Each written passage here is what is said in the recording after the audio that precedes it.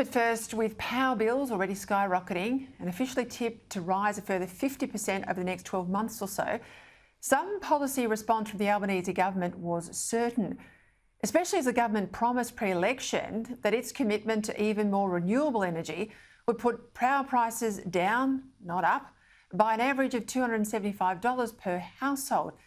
Now, unfortunately for us, as consumers and taxpayers, everything the government is considering will make a bad situation worse. Because the one thing the government's ideological fixations won't permit is the only thing that will bring prices sustainably down. And that's getting a lot more reliable 24/7 power into the system.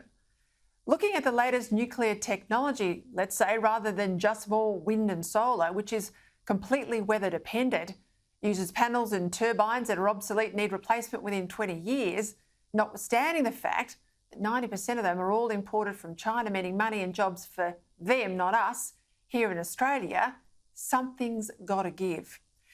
It's worth noting today comments from Nigel Stewart, the chief scientist at mining giant Rio Tinto, who warns that the other green energy boondoggle, hydrogen, faces, and I quote, tough tests in reality.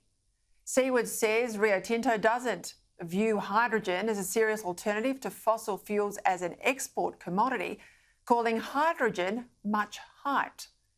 So if the Albanese government regards more coal-fired power as unthinkable, even though modern coal generation has 40% lower emissions than our current ageing coal fleet, and hydrogen at scale and renewables are not the silver bullet they're sold as, at least let's get more gas into the system, given gas has 50% less emissions than even the most efficient coal-fired power. But more proven baseload is the last thing this government's considering.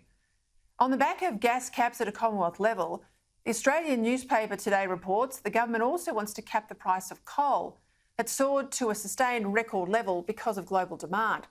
But it wants the New South Wales and Queensland governments to do the capping so that the federal government's not forced by the constitutional just terms requirement to then pay compensation to coal companies. But New South Wales and Queensland, fair enough, they're objecting because they fear the damage to investment if they suddenly prevent private companies from selling their product at the relevant market price. Ultimately, that's a matter for them to come out with those solutions. In relation to a cap, if one is introduced in New South Wales, the taxpayers of New South Wales would need to be compensated. The issue is of supply for energy, for gas to get to those southern states. In relation to our coal-fired power generators, Mr Speaker, we will not jeopardise the direct household benefits that we are able to give Queenslanders that actually ease the cost of living pressures.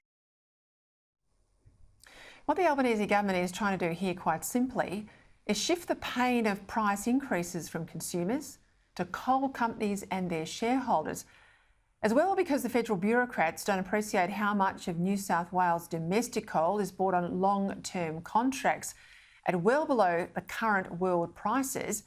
Capping prices here would convulse the market without making much difference at all to power bills.